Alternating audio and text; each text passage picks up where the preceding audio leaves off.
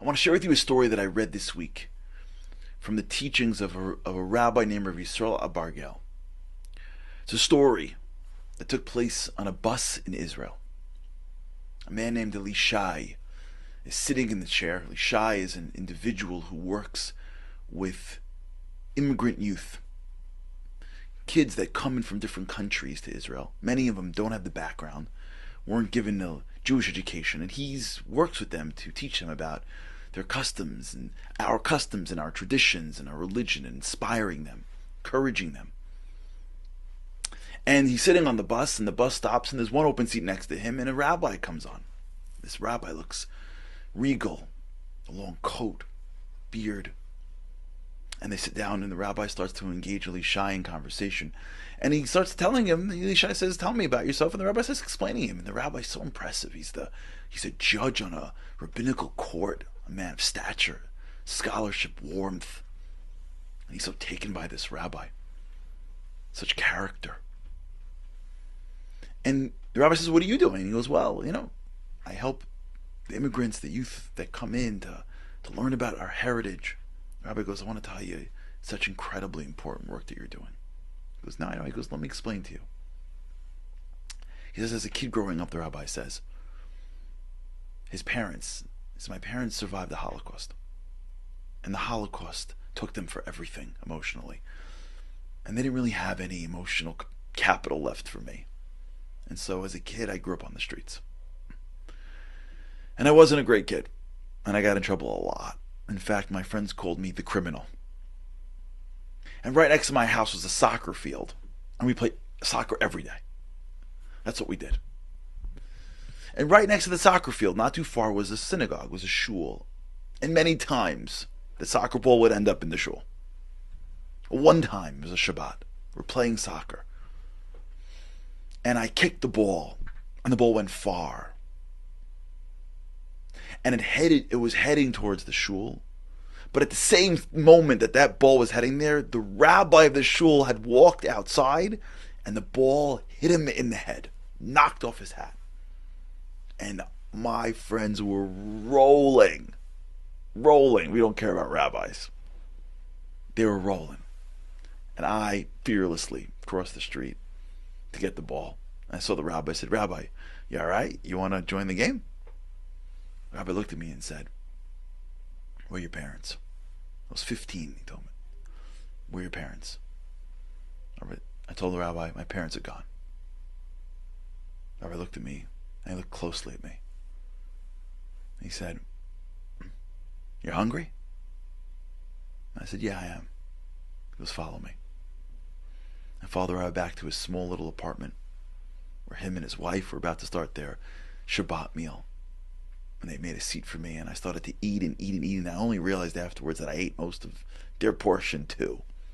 And I was done eating. The rabbi said, "You tired?" I was. I was up all night partying.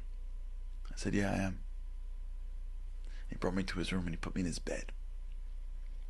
And I slept the whole day. I woke up at night, and the rabbi goes, "Would you like to do something tonight?" He goes, and I said to him, "Yeah, Rabbi, I'd like to go to the movies." The rabbi pauses, looks me in the eyes and says, "How much do the movies cost?" And I said, a few shekel. The rabbi reaches into his pocket and he gives me a few shekel, and I just take the money and I go. Rabbi, as I walked out, the rabbi goes, "Anytime you want to come back, you're invited." And I did. Again, and again, and again. A great meal, a bed, and money for the movies every single time. And after a few times, I sat down next to the rabbi once and said, "Rabbi, what is going on over here? Like, what's with the books and the whole thing and the get up? Come on, there's a whole world out there." And he says, "You want to study? I'll teach you." And he said, "I'll learn." And he started to teach me this Torah, Judaism, and I couldn't believe my ears. It was so deep and meaningful and spiritual. And I started to get more into it and more excited and more inspired. And I grew up and I wanted to be like him, and I started to study more. And this rabbi became like a father to me. He walked me down my aisle. He was the sandak at my grandchildren's bris. I ultimately became a rabbi myself and rose to this position of being a judge on a rabbinical court, all because of that one rabbi. And I found out that I wasn't the only one. He had many people like me that he did this with.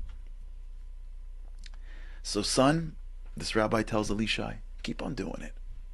Keep on teaching. Keep on inspiring. You never know what you're going to do. You never know how you're going to encourage somebody. And the bus comes to a stop.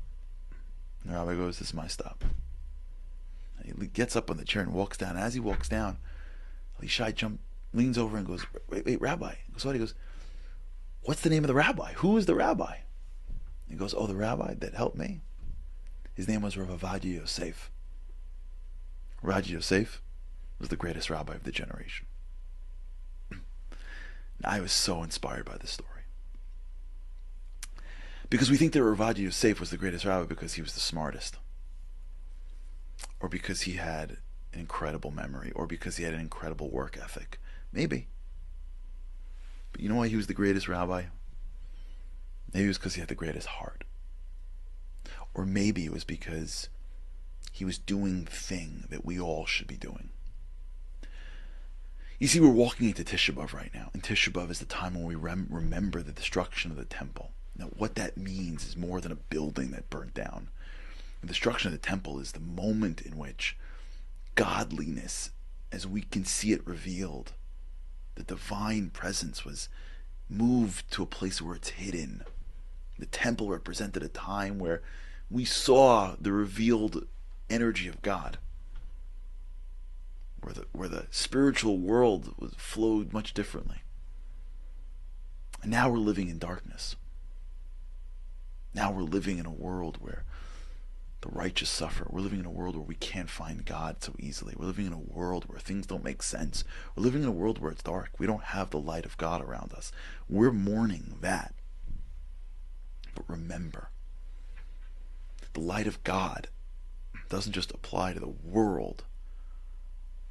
It's in me and you. We're built inside us as a piece of the divine. Chelek Elokam Yimal. We're built, B'Tselem Elokim. Each person contains within them a piece of Hashem. When God asked to build the tabernacle, he says, Vasuli Migdash V'Shachanti B'Socham. I want to dwell in them. God's dwelling in us. And the whole process of Tisha B'av, the destruction we know came because of baseless hatred. But maybe we can say that what causes baseless hatred really is not seeing the divine in each other. Not seeing us for who we really are.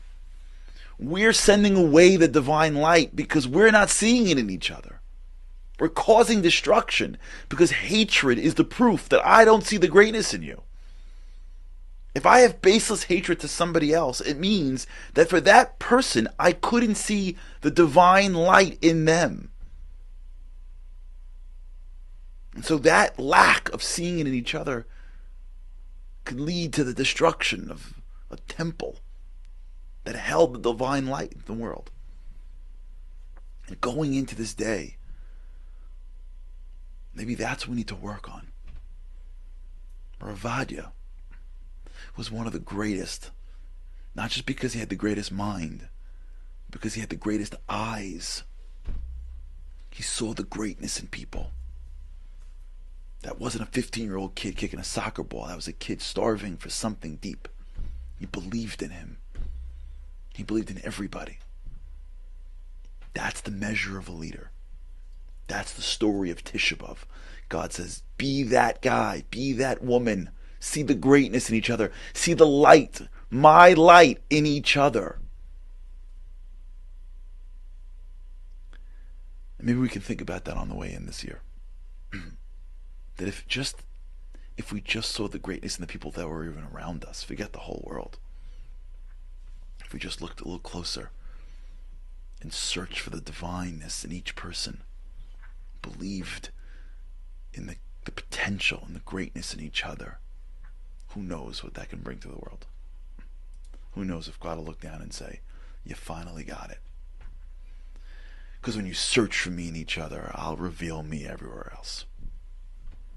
And maybe this Tisha B'av, it'll go from being a fast to a festival, from darkness to light, from hatred to belief and love.